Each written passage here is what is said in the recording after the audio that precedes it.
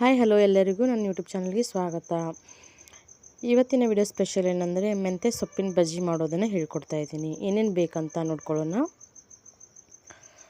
ಮೊದಲನೇದಾಗಿ 3 ಮೆಣಸಿನಕಾಯಿ ತೊಗೊಂಡಿದ್ದೀನಿ, ಹಾಗೆ ಮೆಂತ್ಯ ಸೊಪ್ಪು ಪಲ್ಯ, ಹಾಗೆ ಕೊತ್ತಂಬರಿ, ಹಾಗೆ 2 ಮೀಡಿಯಮ್ ಸೈಜ್ ಈರುಳ್ಳಿ ತೊಗೊಂಡಿದ್ದೀನಿ. ಮಾಡೋ ವಿಧಾನ ನೋಡ್ಕೊಳ್ಳೋಣ. ಮೊದಲು ಗ್ಯಾಸ್ ಸ್ಟವ್ ಆನ್ ಮಾಡಿ ಒಂದು ಬಾಣಲಿ ಇಟ್ಟಿದ್ದೀನಿ. ಎಣ್ಣೆ ಹಾಕ್ಕೊಂಡಿದ್ದೀನಿ. ಬಜ್ಜಿ ಮಾಡಲಿಕ್ಕೆ ಕಡಲೆ ಹಿಟ್ಟು ತೆಗೆದುಕೊಂಡಿದ್ದೀನಿ. ನೋಡಿ, ಎಣ್ಣೆ ಹಾಕ್ಕೊಳ್ತಾ ಇದ್ದೀನಿ. ಎಣ್ಣೆ ಸ್ವಲ್ಪ ಗರಂ ಆಗಬೇಕು.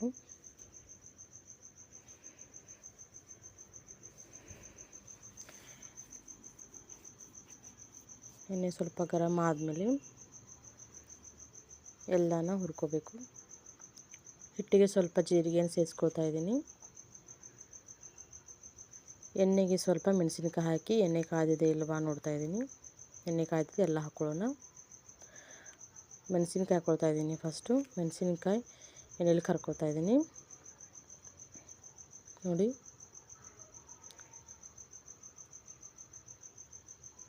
ಈಗ ಈರುಳ್ಳಿ ಹಾಕ್ಕೊಳ್ತಾ ಇದ್ದೀನಿ. 2 ಮೀಡಿಯಮ್ ಸೈಜ್ ದಪ್ಪಗೆ ಹೆಚ್ಚಿಕೊಂಡಿರೋ ಈರುಳ್ಳಿ. ನೋಡಿ,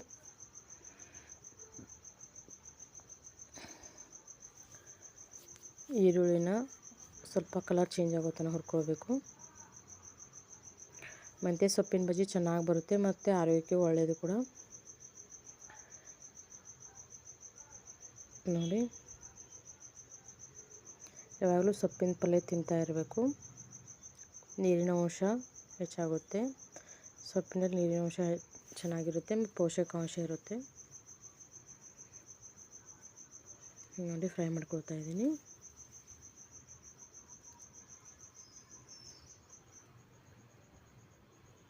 ಒಂದೇ ಥರ ಪಲ್ಯ ತಿಂದು ಬೇಸರ ಆಗುತ್ತಲ್ಲ ಸೊಪ್ಪಿಂದು, ಆವಾಗ ಈ ಥರ ಬಜ್ಜಿ ಗಿಜ್ಜಿ ಮಾಡ್ಕೋಬೋದು, ಚೆನ್ನಾಗಿರುತ್ತೆ. ನೋಡಿ, ಕಲರ್ ಚೇಂಜ್ ಆಗ್ತಾಯಿದೆ ಈರುಳ್ಳಿದು. ನೋಡಿ,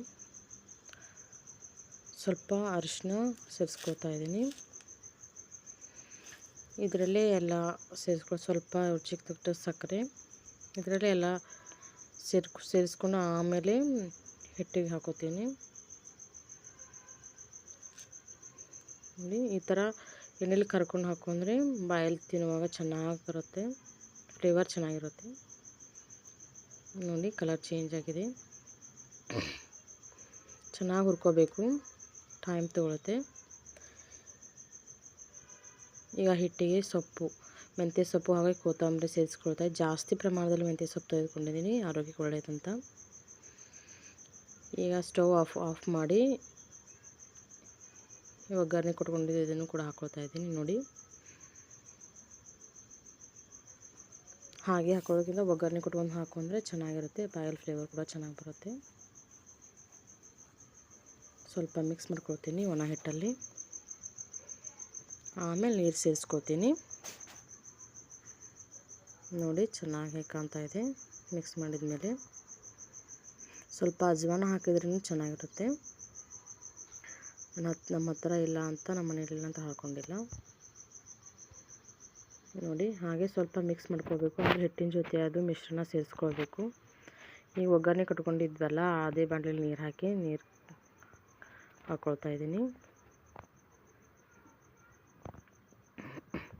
ಸ್ವಲ್ಪ ತೆಳುವಾಗಿ ಮಿಶ್ರಣ ಮಾಡ್ಕೋಬೇಕು. ತೆಳುವಾಗಿ ಮಿಶ್ರಣ ಮಾಡ್ಕೊಂಡ್ರೆ ಬಜ್ಜಿ ಗಟ್ಟಿಯಾಗಿರಲ್ಲ, ಬಾಯಲ್ಲಿ ತಿನ್ನೋಕ್ಕೆ ಚೆನ್ನಾಗಿರುತ್ತೆ. ನೋಡಿ,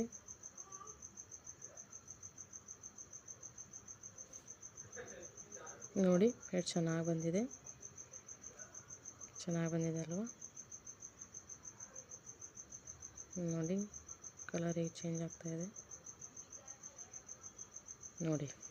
ವಾವ್, ಎಷ್ಟು ಚೆನ್ನಾಗಿ ಬಂದಿದೆ ಅಲ್ವಾ? ನೋಡಿ, ಎಲ್ಲ ಕಲಸಾದ್ಮೇಲೆ ಹೇಗೆ ಕಾಣ್ತಾ ಇದೆ.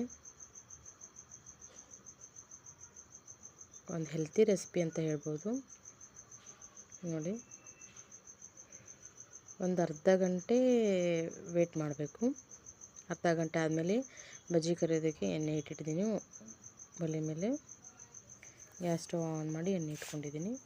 ಈಗ ಒಂದು ಅರ್ಧ ಹೆಸರಟ್ಟು ನಿಂಬೆಹಣ್ಣು ಹಿಂಡ್ಕೊಳ್ತಾ ಇದ್ದೀನಿ. ನಿಂಬೆಹಣ್ಣು ಚೆನ್ನಾಗಿ ರುಚಿ ಕೊಡುತ್ತೆ. ಬಜ್ಜಿ ಬಿಟ್ಕೊಳ್ತಾ ಇದ್ದೀನಿ ನೋಡಿ. ಎಣ್ಣೆ ಕಾದ್ಮೇಲೆ ನೋಡಿ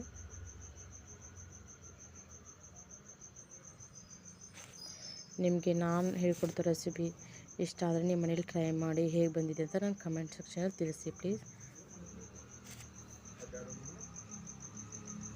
ನೋಡಿ ಹೇಗೆ ಬರ್ತಾ ಇದೆ.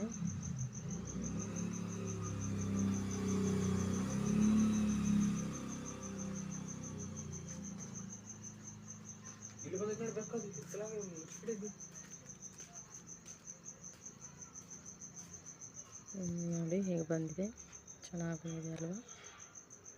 ನೋಡಿ ವಾವ್ ಹೇಗೆ ಕಾಣ್ತಿದೆ ನೋಡಿ. ಈ ಬಜ್ಜಿ ಎಣ್ಣೆನೂ ಹಿಡ್ಕೊಳ್ಳಲ್ಲ, ತುಂಬ ಎಣ್ಣೆ ಹಿಡ್ಕೊಳ್ಳಲ್ಲ ನೋಡಿ.